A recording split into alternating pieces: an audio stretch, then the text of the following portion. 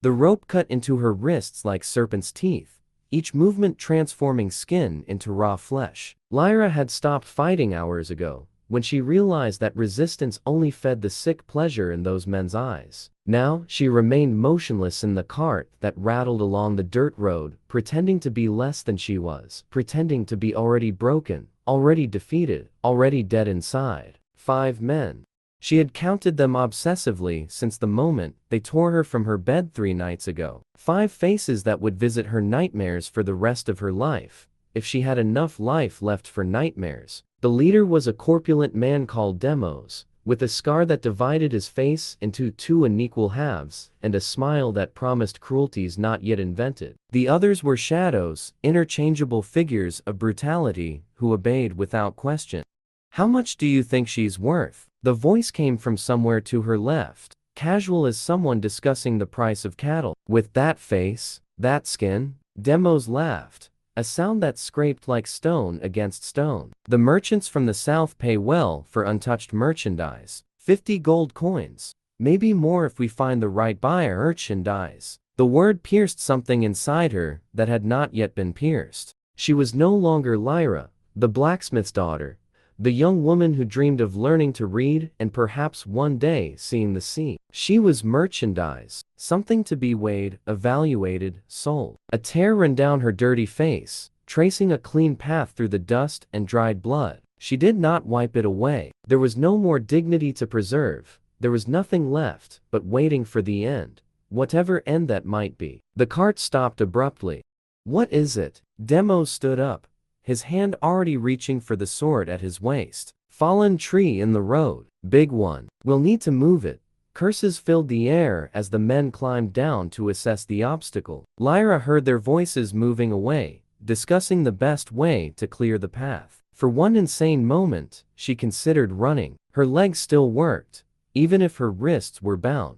Maybe she could reach the forest before they noticed her. Maybe she could lose herself among the trees and never be found again. But then what? Starve to death? Be devoured by wolves? At least death at the hands of the merchants would be quick. An end for damaged merchandise not worth the effort of keeping alive. The first scream tore her from her thoughts. It was a short sound, surprise, more confusion than pain, followed by silence. Then another scream, this one longer, carrying something Lyra had not heard in those men's voices since they captured her. "Fear." Archer, Demos's voice cut through the night. "In the trees. Take cover." More screams. The unmistakable sound of bodies falling. Swords being drawn, only to find empty air. And through it all, a deadly silence between each attack, as if death itself were playing with its food before devouring it. Lyra curled into the corner of the cart, heart hammering against her ribs. She did not know if what was happening was salvation or merely a change of monsters. Perhaps whoever was attacking was worse than the bandits. Perhaps she was being stolen from thieves by someone with even darker appetites. The last scream belonged to Demos. It was long, full of disbelief, as if the universe had betrayed him by allowing something to reach him. After that, only the wind among the leaves and the distant sound of a crow announcing death. Footsteps approached the cart. Slow, deliberate. The creak of leather and the light clink of arrows in a quiver. A silhouette appeared against the moonlight, outlined like shadow-made flesh. Tall, broad in the shoulders, with a longbow on his back and eyes that caught the faint light like a predator's. He looked at her without expression, assessing, calculating.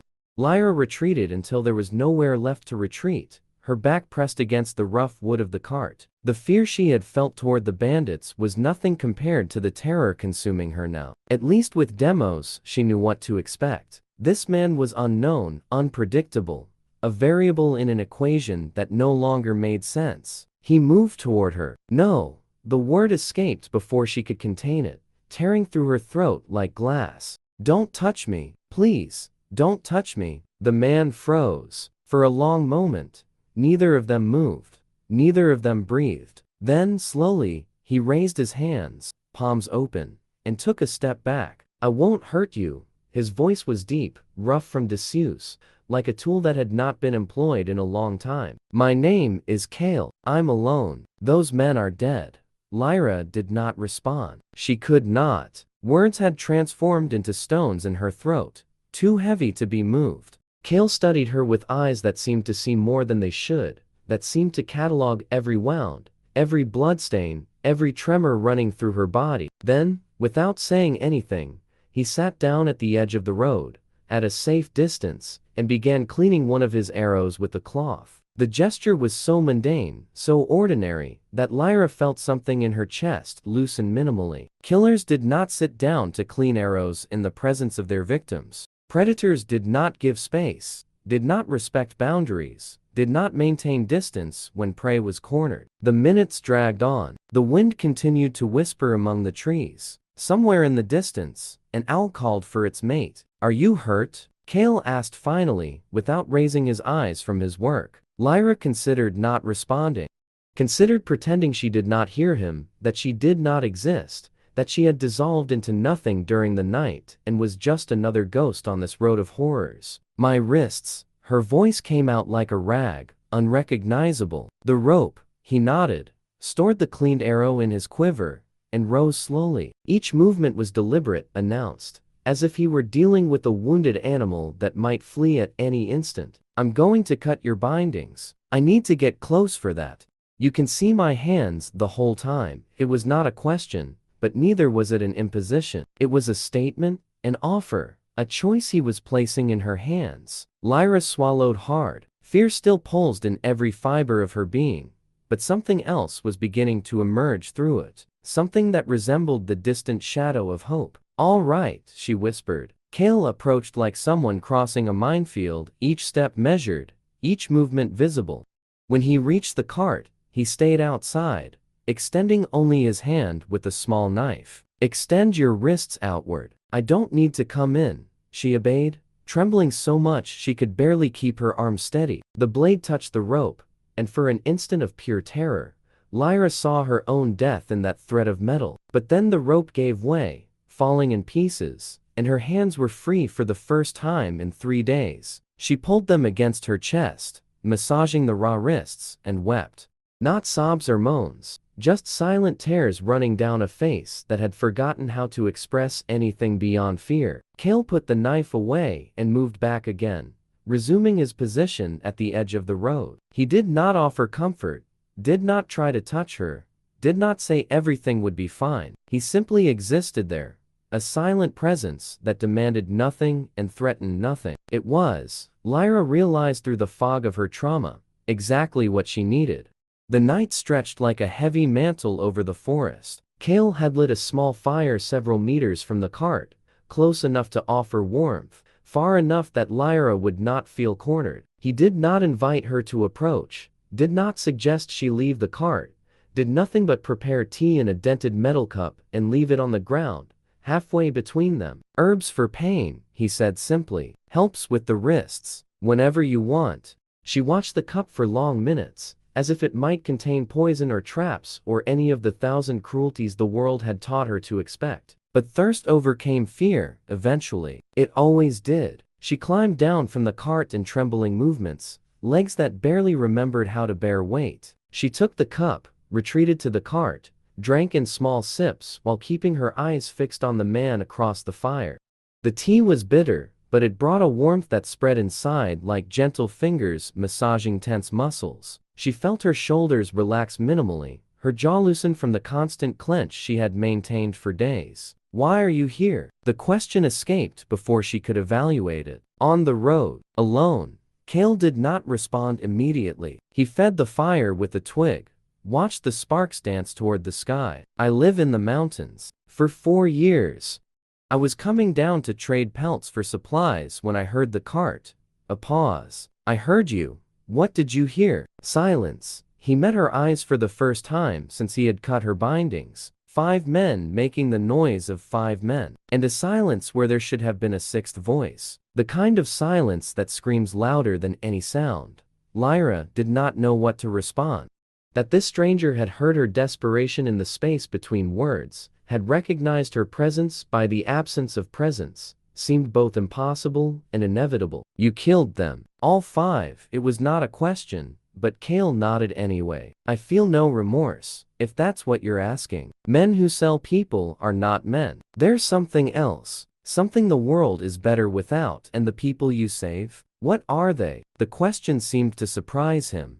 He was silent for so long that Lyra thought he would not answer. Survivors, he said finally. People the world tried to break and couldn't. People who are still here despite everything. Lyra looked at her own hands, at the raw wrists, at the fingers that still trembled. She did not feel like a survivor. She felt like fragments, like something that had once been whole, and was now just pieces trying to remember how to fit together. I don't know if I'm still here, she admitted, her voice small. I feel like a part of me got left behind. In the cart, in the cellar where they held me before, in my bed when they tore me from it. Kael considered her words with the seriousness of someone who recognizes a truth when he hears it. Those parts didn't get left behind. They're hidden, waiting until it's safe to return. He added more wood to the fire. It will take time. It will hurt. But they come back, if you let them. How do you know? Because mine came back. Eventually, the confession hung in the air between them, laden with unspoken weight. Lyra realized that this man, this solitary archer who lived in the mountains and killed traffickers without remorse, carried his own scars. That the distance he maintained was not just for her, but for him too. That he understood the fear of being touched, because he had felt that same fear, at some point, in some life before solitude. What happened to you? She asked. A story for another time. He stood, moving to check the perimeter with eyes that never stopped watching. Now, you need to rest. Tomorrow we begin the journey to a safe place. What place? A village in the mountains. Small, isolated. People who don't ask questions and don't judge answers. You can stay there until you decide what to do with the rest of your life. The rest of your life. The words seemed absurd, impossible. Lyra could not think beyond the next minute, much less plan a future that had been torn from her along with everything else. But something in Kael's quiet certainty, in the way he spoke of tomorrow as if tomorrow were guaranteed, planted a tiny seed somewhere inside her. Not hope. Not yet. But perhaps the possibility of hope. The space where hope might eventually grow. She wrapped herself in a blanket he had left in the cart, not knowing where it had come from or when it had appeared. The fabric smelled of pine and smoke and something wild, something clean. Nothing like the bandits' cart, nothing like the damp cellar, nothing like the last 3 days of waking nightmare. She slept for the first time since her capture, a fragile sleep, full of shadows and whispers, but sleep nonetheless. And when the nightmares came, she woke to find the fire still burning, and a silhouette sitting between her and the darkness of the forest. Guarding, watching, keeping the monsters outside.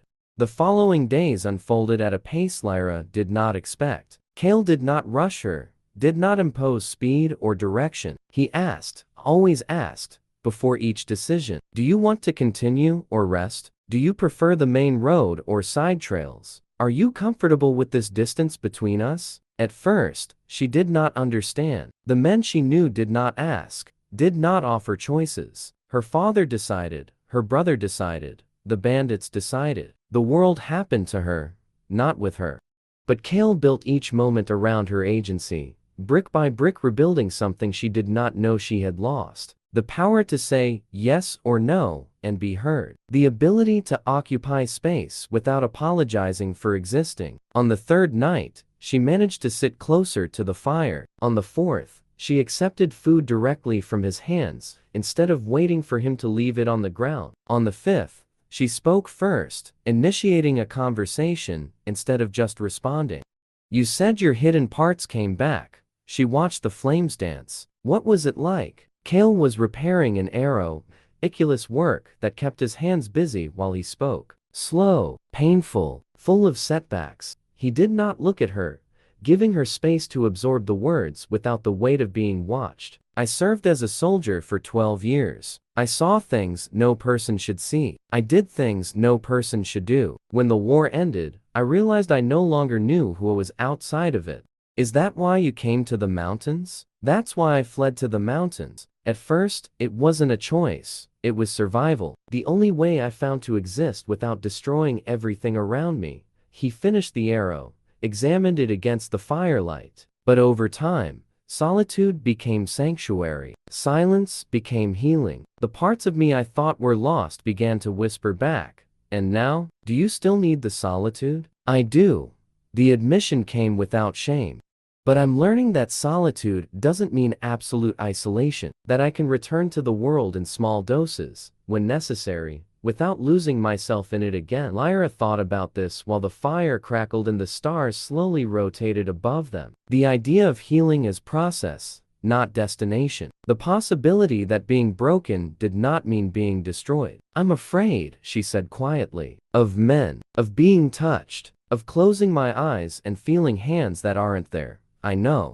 Were you afraid too? I still am. Of different things, but afraid nonetheless. He finally looked at her, his eyes carrying truths that words could not express. Fear is not weakness, Lyra. Fear is what remains when we survive something that should have destroyed us. It's proof that we're still alive, still feeling, still human. Air escaped, but this time she did not hide it. This time she let it fall, let it exist. Let it be witnessed by someone who would not use it against her. You're the first man I've trusted since everything happened. I know. That scares me too. It should. There was no judgment in his voice, only acceptance. Trust after trauma is terrifying. You're choosing vulnerability when vulnerability almost destroyed you. That takes more courage than anything I've done with my bow. Lyra had no words to respond, so she did something she had not done since childhood. Something the bandits had torn from her along with so many other things. She extended her hand, not to touch, just to offer. Palm open, trembling slightly, halfway between them. Kael looked at the hand for a long moment. Then, with the same deliberation he brought to everything, he extended his own. Not to grab, not to trap, just to meet. His fingers touched hers lightly. A brush of skin against skin that lasted only an instant before both retreated. But in that instant, something reconnected inside her.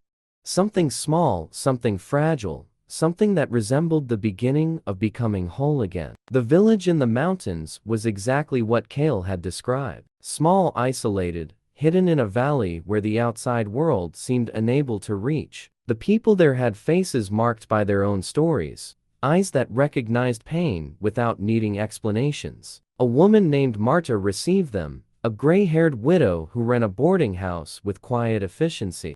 She looked at Lyra with the kind of understanding that came from personal experience, guided her to a clean room with a soft bed and a window that opened onto snow-covered mountains. Stay as long as you need, Marta said. There's no rush here, no expectations, just time. Kael said goodbye at the boarding house door, his bow already on his back, his eyes already turned toward the trails that would take him back to his solitude. You're leaving? Lyra could not hide the note of panic in her voice. My mountains are half a day's journey away. If you need me, send word. I'll come, and if I don't need you. He considered the question with the seriousness he gave to all things. Then I'll know you found your way, that the hidden parts came back. That fear no longer defines you. A pause. That will be the best possible outcome. Lyra wanted to ask him to stay. Wanted to say she was not ready to be alone, that she still needed his silent presence between her and the monsters. But something in his gaze stopped her. Something that said he also needed to return, that the solitude that healed him required his return, that some journeys need to be traveled alone. Thank you. The word seemed too small for what she felt. For everything. You saved yourself, Lyra. I just removed some obstacles from the path. He turned to leave, but she called his name one last time. Kael. That night, when you sat at the edge of the road and started cleaning your arrows. Why did you do that? He stopped, considering. Because you needed to see that I could exist near you without demanding anything. That your presence was enough, without performance, without gratitude, without anything beyond existing.